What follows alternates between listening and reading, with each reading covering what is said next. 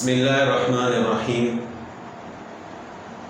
نماز کے متعلق ایک اہم مسئلہ ہے کہ رفع یدین یعنی ہاتھوں کو اٹھانا یہ کتنے مقامات پر ہے اور اس کی کیا حیثیت ہے۔ عام طور پر نماز کے دوران نماز شروع کرتے وقت تکبیر تحریمہ کے وقت ہاتھوں کو اٹھایا جاتا ہے اور اس وقت رفع یدین کرنا سنت ہے بالاتفاق، یعنی کسی کا بھی اس میں اختلاف نہیں ہے۔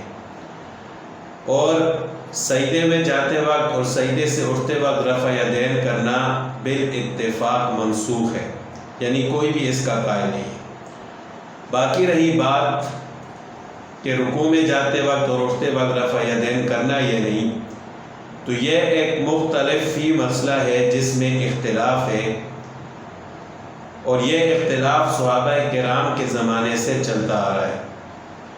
اس وقت خیر القرون کا زمانہ تھا، اختلافات بھی تھے، اس کے ساتھ ساتھ ایک دوسرے کا ادب اور احترام بھی تھا، دوسرے کے رائے کا بھی احترام کیا جاتا تھا۔ لیکن جوں وقت گزرتا گیا تو یہ اختلافی مسائل میں تشدد بڑھتا گیا۔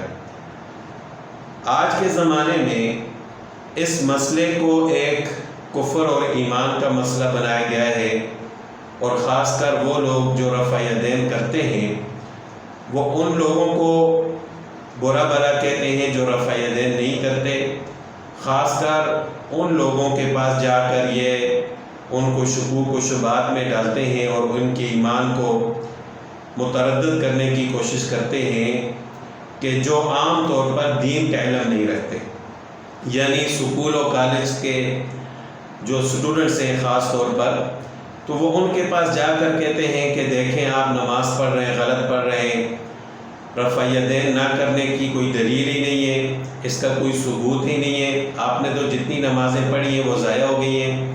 تو ظاہر ہے جب عام آدمی اس قسم کی باتیں سنتا ہے تو اس کے دل میں خیال پیدا ہوتا ہے کہ یہ تو میں جو کچھ بھی کر رہا ہوں حدیث کے خلاف ہے، تو یہ وہ لوگ بہت بڑا ظلم کر رہے ہیں، کیونکہ آپ علیہ الصلوۃ والسلام سے رفع یدین کرنا بھی ثابت ہے اور نہ کرنا بھی ثابت ہے۔ اسی وجہ سے صحابہ کرام کے دور سے اس مسئلے میں اختلاف ہو رہا ہے۔ تو صحابہ کرام کے دور میں بھی دونوں قسم کے لوگ موجود تھے، رفع یدین کرنے والے بھی نہ کرنے والے بھی۔ اس کے بعد تابعین کے دور میں، تابعین کے دور میں ائمہ کرام امام حنیفہ رحمۃ اللہ علیہ اور امام مالک رحمۃ اللہ علیہ یہ نہ کرنے کے قائل ہیں، اور امام شافعی رحمۃ اللہ علیہ اور امام احمد بن حنبل رحمۃ اللہ علیہ رفع یدین کرنے کے قائل ہیں۔ لیکن اس اختلاف کے باوجود اس وقت لوگوں میں ادب اور احترام اور دوسرے کی رائے کا احترام ہوتا تھا، کیونکہ دلائل دونوں طرف ہیں۔ لیکن جو وقت بڑھتا گیا اور خاص طور پر ان لوگوں کی طرف سے جو کہ رفع یدین کرنے والے ہیں، عجیب باتیں شروع ہو گئیں کہ جو لوگ رفع یدین نہیں کرتے ان کے پاس کوئی دلیل نہیں ہے، وہ سنت کے خلاف نماز پڑھ رہے ہیں، اور خاص کر جو لوگ دین کا کم علم رکھتے ہیں ان کے پاس جا کر ایسی باتیں کرنا، تو اس سے پھر انسان مجبور ہوتا ہے کہ ہم بھی اپنے دلائل پیش کریں کہ ہم رفع یدین کیوں نہیں کرتے۔ تو اس وجہ سے آج میں نے سوچا کہ اس پر بات ہو اور چند ایک دلائل آپ کے سامنے پیش کروں، تاکہ جو لوگ اسٹوڈنٹس کے پاس جا کر، یونیورسٹیز اور کالجز کے اسٹوڈنٹس کے پاس جا کر کہتے ہیں کہ آپ کی نماز غلط ہے اور رفع یدین کرنے کی کوئی دلیل نہیں ہے، تو ان کے پاس یہ دلیل ہونی چاہیے اور ان کو معلوم ہونا چاہیے، اور وہ ان لوگوں کو جواب دیں کہ یہ دیکھیں یہ ہے ہماری دلیل۔ اب اگر کوئی یہ کہتا ہے کہ رفع یدین کرنے کی کوئی دلیل نہیں ہے، تو اس کا مطلب یہ ہے کہ نعوذ باللہ وہ ان صحابہ کرام کو بھی غلط کہہ رہا ہے کہ جو رفع یدین نہیں کرتے تھے۔ تو یہ تو صحابہ کرام کے دور سے چلتا آ رہا ہے۔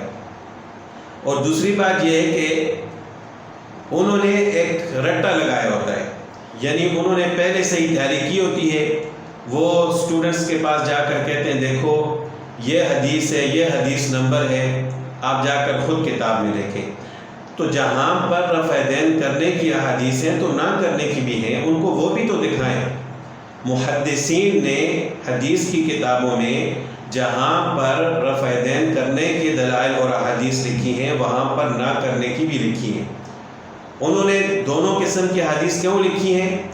کہ تاکہ امت کو پتہ چلے کہ دونوں طرف دلائل ہیں، لیکن وہ لوگ ایک طرف تو دلائل کو چھپا دیتے ہیں، دوسری طرف لوگوں کو بتاتے ہیں کہ یہ دلائل ہیں۔ اگر ان کو کوئی حدیث بتائی جائے کہ اس حدیث کی وجہ سے ہم رفع دین نہیں کرتے تو انہوں نے ایک رٹا لگایا ہوتا ہے۔ وہ رٹا کیا ہوتا ہے؟ کہ یہ حدیث ضعیف ہے۔ تو یہ حدیث ضعیف جب وہ لوگ کہیں تو میں آپ سے عرض کرتا ہوں کہ آپ ان سے یہ کہیں کہ ذرا ضعیف حدیث کی تعریف تو سنا دو، تو انشاءاللہ وہ حدیث ضعیف کی تعریف نہیں سنا سکیں گے، انہوں نے صرف رٹا لگایا ہوتا ہے۔ وہ آپ سے کہیں گے فلاں امام نے لکھا ہے کہ یہ حدیث ضعیف ہے، تو ان سے کہو کہ ایک طرف تو آپ کہتے ہو کہ ہم اماموں کو نہیں مانتے، ہم بابوں کو نہیں مانتے، ہم ڈائریکٹ قرآن و حدیث پر عمل کرتے ہیں، تو یہاں کیوں کہہ رہے ہو کہ فلاں امام نے لکھا ہے کہ یہ حدیث ضعیف ہے؟ تو خود وہ ضعیف حدیث کی تعریف نہیں سنا سکیں گے، اتنا ان کا علمی لیول ہوتا ہے۔ لیکن ایک رٹا لگایا ہوتا ہے اور عام لوگوں کے پاس جا کر ان کو گمراہ کرنے کی کوشش کرتے ہیں۔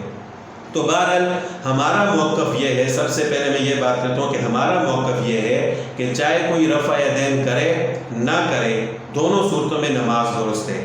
رفع دین کرنے کی جو حیثیت ہے جو ہم شروع نماز میں کرتے ہیں وہ سنت کی ہے، اگر اس وقت بھی کوئی نہ کرے تو نماز اس کی ہو جائے گی، نماز فاسد نہیں ہوگی۔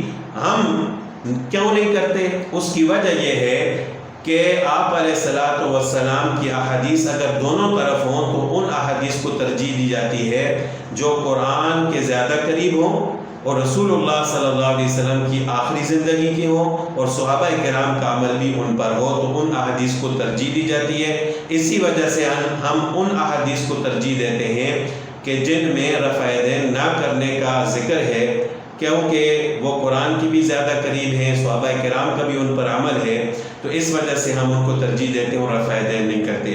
تو بہرحال رفع دین نہ کرنے کے چند ایک دلائل میں آپ کے سامنے عرض کرتا ہوں۔ دلائل تو بہت زیادہ ہیں لیکن بات لمبی ہو جائے گی، اور یہ دلائل ہر انسان کے پاس ہونے چاہیے، ان کو معلوم ہونے چاہیے، تاکہ کوئی شخص ان کو یہ نہ کہہ سکے کہ آپ کی نماز غلط ہے۔ پہلی دلیل سنن نسائی کے اندر بھی ہے، ترمذی شریف کے اندر بھی ہے، ابو داؤد شریف کے اندر بھی ہے۔ حضرت علقمہ رضی اللہ تعالیٰ عنہ فرماتے ہیں کہ عبداللہ ابن مسعود رضی اللہ تعالیٰ عنہ نے فرمایا الا اصلی بکم صلاۃ رسول اللہ صلی اللہ علیہ وسلم فصلی فلم یرفع یدیہ الا فی اول مرتين۔ حضرت علقمہ رضی اللہ تعالیٰ عنہ نے فرمایا کہ حضرت عبداللہ بن مسعود رضی اللہ تعالیٰ عنہ نے فرمایا کہ کیا میں آپ کو رسول اللہ صلی اللہ علیہ وسلم کی نماز پڑھ کے نہ دکھاؤں؟ پھر انہوں نے نماز ادا کی اور اپنے ہاتھوں کو صرف پہلی مرتبہ یعنی تکبیر تحریمہ کے وقت اٹھایا، اس کے بعد نہیں اٹھایا۔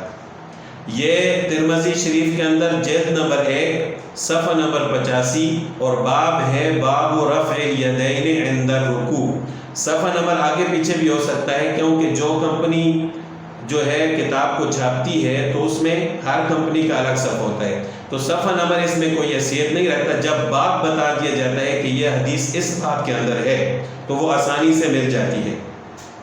ترمذی شریف جلد نمبر 1 باب رفع الیدین عند الرکوع۔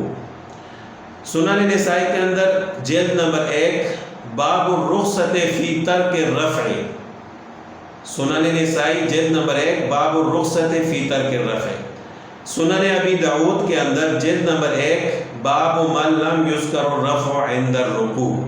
یہ ابواب قائم کیے ہیں محدثین نے، اور آپ ہر کتاب کے اندر دیکھیں گے کہ دونوں قسم کے ابواب قائم ہیں اور دونوں قسم کی احادیث وہاں پر موجود ہیں۔ امام ترمذی رحمۃ اللہ علیہ کا ایک عجیب انداز ہے، جب بھی وہ احادیث کو بیان کرتے ہیں، ابواب قائم کرتے ہیں، پھر اس کے بعد اپنی رائے دیتے ہیں کہ میری اس کے بارے میں کیا رائے ہے، خاص کر وہ مسائل جن میں اختلاف ہے۔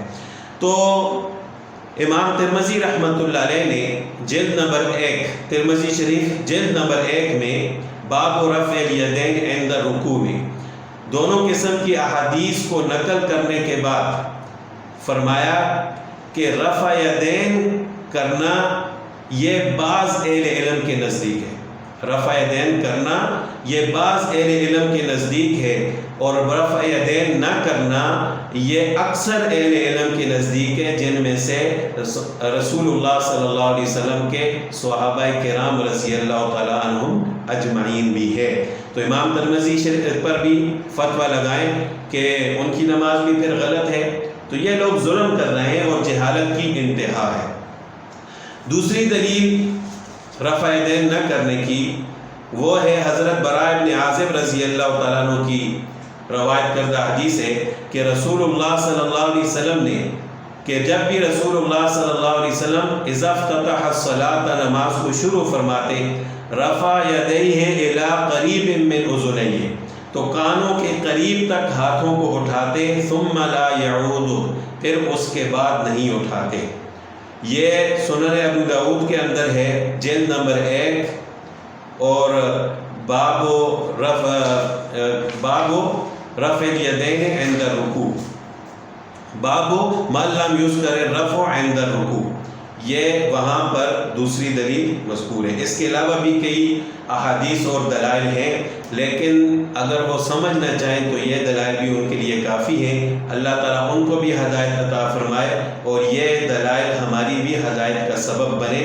تو یہ دلائل ہر مسلمان کو یاد ہونے چاہیے، جو لوگ رفع یدین نہیں کرتے ان کو معلوم ہونا چاہیے کہ ہم رفع یدین کیوں نہیں کرتے۔ تو سب سے پہلے تو یہ دلائل جو ہیں قرآن کے زیادہ قریب ہے، کیونکہ اللہ تعالیٰ کا ارشاد ہے وَقُومُوا لِلَّهِ قَانِتِينَ، وَقُومُوا لِلَّهِ قَانِتِينَ، جتنے زیادہ نماز کے دوران حرکات کم ہوں گی اتنا ہی نماز ہماری اس آیت کے قریب ہوگی۔ دوسری کہ صحابہ کرام میں سے بڑے بڑے صحابہ کرام، جن میں سے حضرت علی رضی اللہ تعالیٰ عنہ، حضرت عمر رضی اللہ تعالیٰ عنہ، حضرت عبداللہ بن مسعود رضی اللہ تعالیٰ عنہ رفع یدین نہ کرنے کے قائل تھے، کیونکہ کوفہ اور عراق میں جن صحابہ کا مسکن تھا تو وہ رفع یدین نہیں کرتے تھے۔ اسی طرح اہل مدینہ بھی اکثر رفع یدین نہیں کرتے تھے، مکہ والے کرتے تھے۔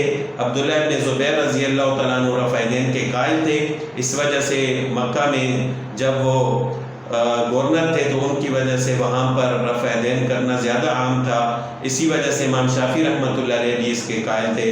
تو امام حنیفہ رحمۃ اللہ علیہ چونکہ عراق اور کوفہ کے تھے تو اس وجہ سے وہ بھی رفع یدین نہیں کرتے تھے۔ تو بہرحال دونوں طرف دلائل ہیں، تو کسی پر فتویٰ نہیں لگانا چاہیے۔ جو رفع یدین کرتے ہیں ان کی نماز بھی درست ہے، اور جو رفع یدین نہیں